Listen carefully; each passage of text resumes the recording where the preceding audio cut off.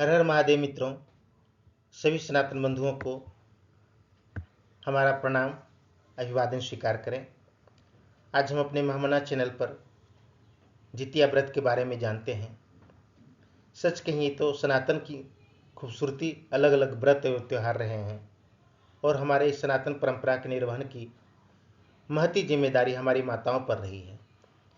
जितिया व्रत भी हमारी माताएं अपने पुत्रों के कल्याण की कामना हेतु करती है। तो आज हम जानते हैं इस वर्ष होने वाली जितिया व्रत कब से है और कैसे इसको रखना है। पंचांग के अनुसार जीवित पुत्रिका व्रत नहाय खाए के साथ 5 अक्टूबर अर्थात आज से शुरू हो रहा है और फिर 6 अक्टूबर 2023 शुक्रवार को निर्जला यह व्रत रखा जाएगा। इस व्रत में हमारी माताएं जल भी नहीं ग्रहण करती हैं। यह उपवास मुख्य रूप से भारत के बिहार, झारखंड तथा उत्तर प्रदेश में मनाया जाता है और यह कुछ कठिन व्रतों में माना जाता है। इसमें व्रती 24 घंटे निर्जला व्रत रखती हैं और इस दिन पितृपक्ष की अष्टमी तिथि का श्राद्ध किया जाता है। जैसा कि आपको पता है अभी पितृपक्ष चल रहा है और हम पितृपक्ष में अपने पितरों को तर्पण अर्पित करते हैं। तो जितिया व्रत में अष्टमी तिथि का श्राद्ध किया जाता है। आश्विन माह के कृष्ण पक्ष की अष्टमी तिथि 6 अक्टूबर 2023 यानी कल सुबह 6:34 पर शुरू होगी और अष्टमी तिथि का समापन 7 अक्टूबर 2023 को सुबह 8:08 पर होगा। इसलिए जितिया व्रत कल अर्थात 6 अक्टूबर 2023 को मनाया जा रहा है। जितिया पर्व 3 दिनों तक चलता है। इस पर्व की शुरुआत सप्तमी तिथि पर नहाय खाए परंपरा से होती है। इसमें स्त्रियां पवित्र नदी में स्नान के बाद पूजा का सात्विक भोग बनाती है। दूसरे दिन अष्टमी को निर्जला व्रत रखा जाता है और नवमी तिथि पर इसका पारण किया जाता है। आप नीचे कैलेंडर देख रहे हैं। 5 अक्टूबर को नहाय खाए, 6 अक्टूबर को व्रत और 7 अक्टूबर को पारण रखा जाएगा। मित्रों, ये जीवित पुत्रिका व्रत का संबंध महाभारत काल से चला आ रहा है। जितिया व्रत के दिन स्नान के बाद स्त्रियां कुशा से बनी जीमूत वाहन भगवान की प्रतिमा के समक्ष धूप, दीप, चावल और पुष्प अर्पित कर विधि विधान से पूजा करती है। इसके साथ ही व्रत में गाय के गोबर और मिट्टी से चील और सियारिन की मूर्ति बनाई जाती है। पूजा करते हुए इनके माथे पर सिंदूर से टीका लगाते हैं और पूजा में जीवित पुत्रिका व्रत कथा जरूर सुनते हैं। जितिया व्रत से संबंधित अलग अलग कथाएं हैं। उन कथाओं में एक जीमूत वाहन की कथा है। गंधर्वों के राजकुमार जीमूत वाहन थे जो बहुत ही उदार और परोपकारी थे। जीमूत वाहन के पिता वृद्धावस्था में वानप्रस्थ आश्रम में जाते समय इनको राज सिंहासन पर बैठा गए, किंतु इनका मन राजकाज में नहीं लगता था। वह राज्य का भार अपने भाइयों पर छोड़कर स्वयं वन में पिता की सेवा करने चल गए। वन में ही जीमूत वाहन को मलयवती नाम के राजकन्या से भेंट हुई और दोनों की शादी हो गई। एक दिन जब वन में भ्रमण करते हुए जीमूत वाहन काफी आगे चले गए तब उन्हें एक वृद्धा विलाप करती दिखी। पूछने पर वृद्धा ने रोते हुए बताया, मैं नागवंश की स्त्री हूँ, मुझे एक ही पुत्र है। पक्षीराज गरुड़ से मुक्ति दिलाने के लिए नागों ने यह व्यवस्था की कि वे गरुड़ को प्रतिदिन भक्षण हेतु एक युवा नाग सौंपेंगे। आज मेरे पुत्र शंखचूर की बलि का दिन है। आज मेरे पुत्र के जीवन पर संकट है और थोड़ी देर में ही मैं पुत्र विहीन हो जाऊंगी।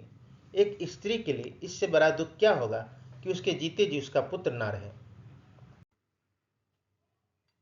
जीमूत वाहन को यह सुनकर बहुत दुख हुआ।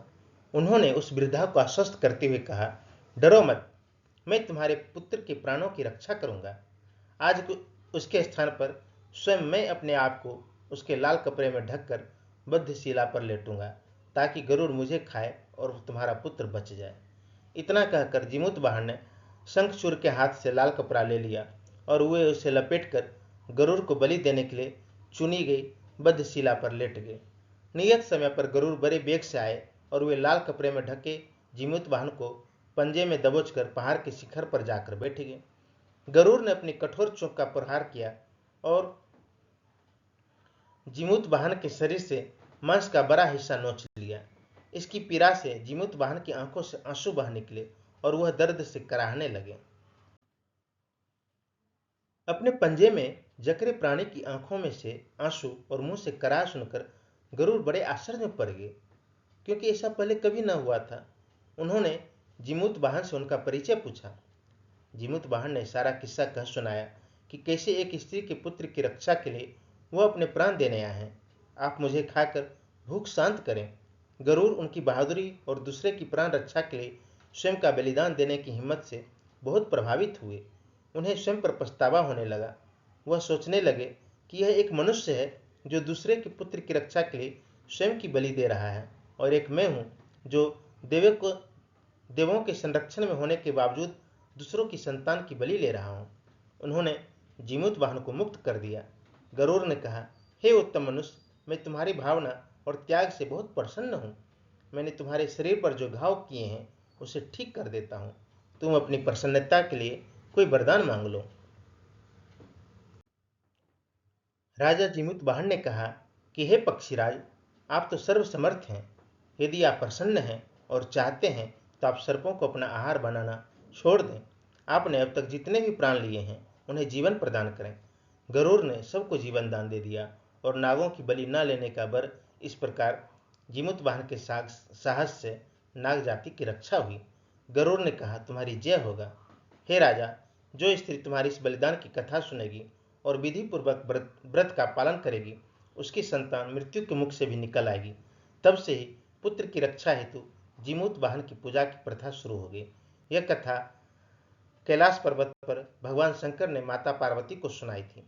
जीवित पुत्रिका के दिन भगवान श्री गणेश और शिव जी की पूजा एवं ध्यान के बाद ऊपर बताई गई व्रत कथा जरूर सुननी चाहिए। जितिया व्रत की कथा महाभारत काल से भी चली आ रही है। यह कथा महाभारत काल से जुड़ी हुई है। महाभारत युद्ध के बाद अपने पिता की मृत्यु के बाद अश्वत्थामा बहुत ही नाराज था और उसके अंदर बदले की आग तीव्र थी, जिस कारण उसने पांडवों के शिविर में घुसकर सोते हुए 5 लोगों को पांडव समझकर मार डाला था। लेकिन वो सभी द्रौपदी की 5 संतानें थीं।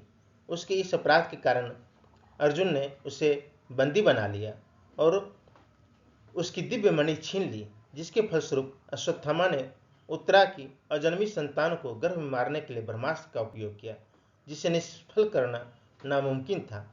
उत्तरा की संतान का जन्म लेना आवश्यक था, जिस कारण भगवान श्री कृष्ण ने अपने सभी पुण्यों का फल उत्तरा के अजन्मी संतान को देकर उसको गर्भ में ही पुनः जीवित कर दिया। गर्भ में मरकर जीवित होने के कारण उसका नाम जीवित पुत्रिका पड़ा और आगे जाकर यही राजा परीक्षित बने। तभी से इस व्रत को किया जाता है।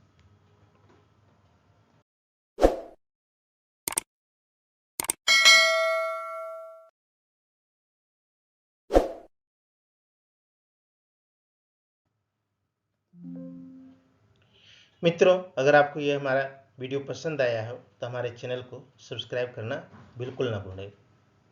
हर हर महादेव मित्रों।